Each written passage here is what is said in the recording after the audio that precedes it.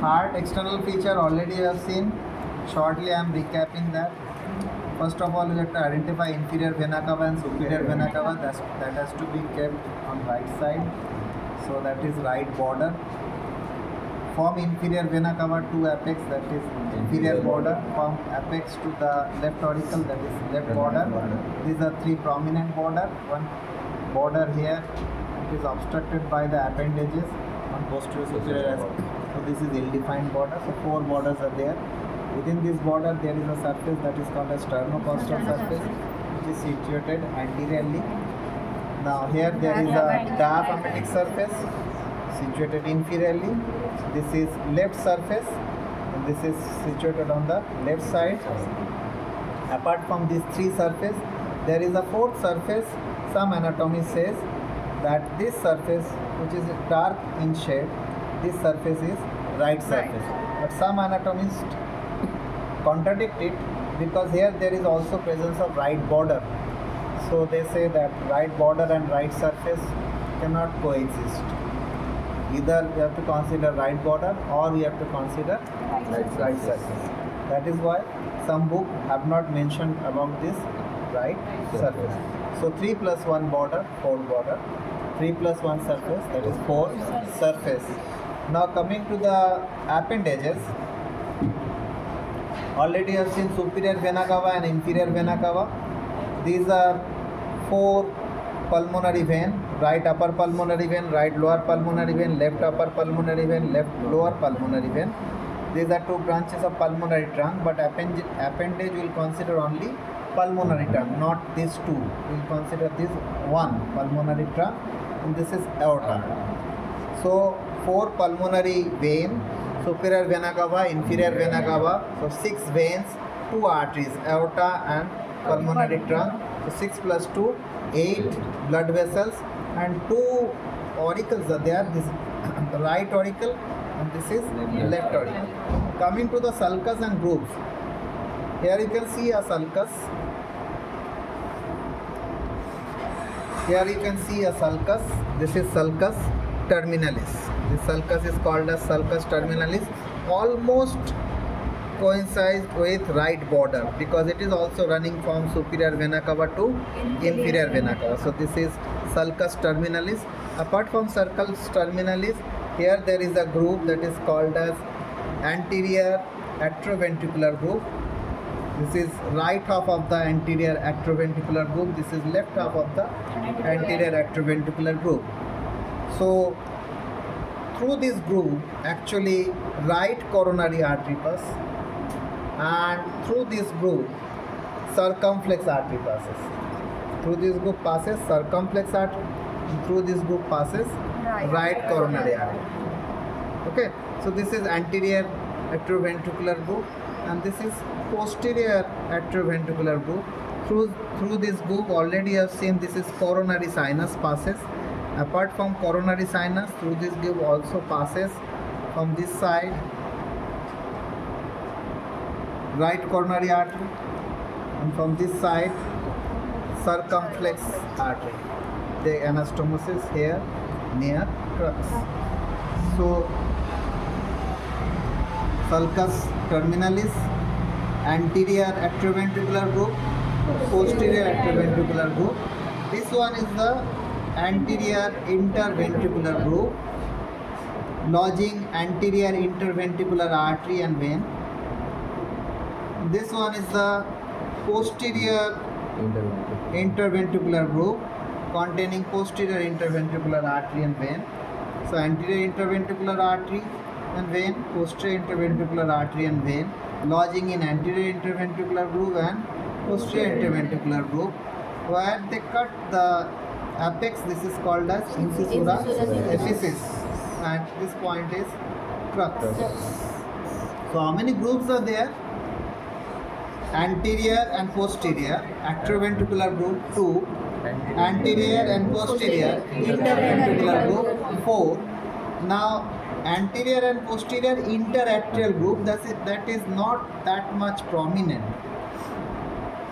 so they are ill-defined. Okay, you cannot locate them. So Grooves and sulcus. After grooves and sulcus, special area, incisura apices and crux. Now we'll see inside. This was external feature of heart. Now we'll see inside. To see inside, this is the atrioventricular groove. If we give incision on this side, you'll see ventricle. If we give incision on this side, you'll see atrium. So I've given incision on this side to see atrium. An incision has been given and we are opening it. So just opposite to sulcus terminalis, you can see this is crista terminalis. This muscular ridge is crista terminalis, and this crista terminalis at the end forming hockey stick like, lower end of hockey stick like structure. This is called as eustachian valve. This is crista terminalis and this is eustachian valve. From crista terminalis, some comb like structure going. These comb like structures are called as musculi pectinati. So this is the atrium proper or receiving part of the atrium. Atrium proper बोलते हैं इसको, auricle बोलते हैं, receiving part.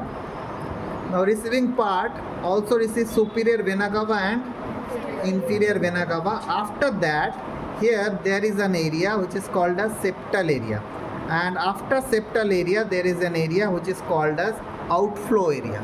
So three areas are there: rough receiving part, septal wall and outflow. Now among these three areas there are some special features. What we have to mention features under certain headings so that we don't forget any feature. 5 opening, 3 valve, 3 muscular ridges and 3 special area. So 5 opening, first of all we'll see 5 opening. This is opening for superior vena cava. This is opening for inferior vena cava. This is, if we put this inside, you can see this is coming out here on this coronary sinus. So this is opening for coronary sinus. This is opening for coronary sinus guarded by Thibetian valve. So superior vena cava, inferior vena cava, opening for coronary sinus. And here there are very teeny openings. You can see one here. This is a very teeny opening. This is a very teeny opening. This one is slightly larger, but still is very tiny opening. You can see here. These small openings are called as foramina venerum minimerum for veni cordi minimi. These 4 are opening for receiving blood. Receiving blood from superior vena cava, receiving blood from inferior vena cava, receiving blood from coronary sinus and receiving blood from foramina venerum minimerum. Receiving blood from superior vena cava, upper half of the body. Receiving blood from inferior vena cava, lower half of the body. Receiving blood from coronary sinus, coronary circulation. And receiving blood from foramina venerum minimerum from septal wall. So all these 4 types of openings are for receiving blood. Now we are outflowing opening. This is outflowing opening, 5th opening. That is, blood is going out towards right ventricle. So that is the 5th opening. 5 opening ho gaya. Now we'll see valves. Superior vena cava. Here there is, you can see a light shadow area. This area is for SA node. So myocardium means muscles of heart start contracting from this point. So superior vena cava does not require any valve.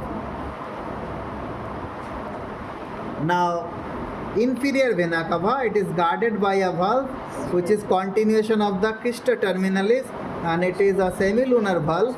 You can see this is a semilunar flap. This semilunar valve is called as eustachian valve. Similarly, coronary sinus is guarded by a semilunar flap. You can see this flap. This is Thebesian valve. This flap is Thebesian valve.